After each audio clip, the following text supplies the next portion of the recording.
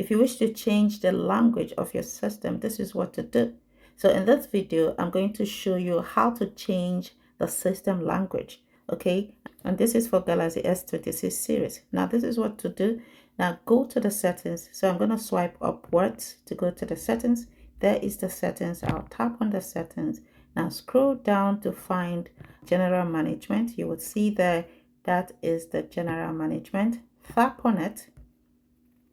Now up there you would see the language. Okay, so here is the language. Currently the language there is English UK. So I'm going to tap on the English UK. You will see here this is a language.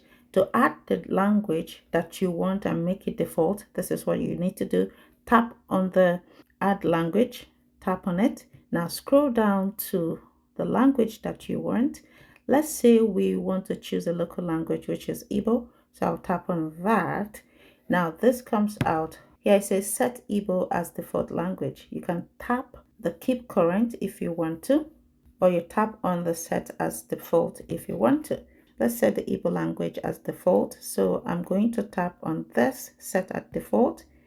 Now you can see right here that the system has now changed to the language, to that language of your choice. So let's go to the system, right? I'm going to slide upwards. Look here in the apps section, you'll see that that has taken that language. Okay, some of the apps has changed the language to that language that I just set.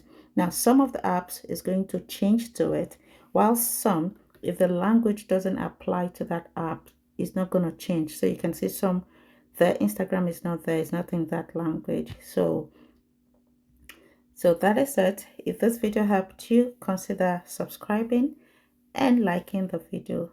Also remember to share. I'll see you in the next video.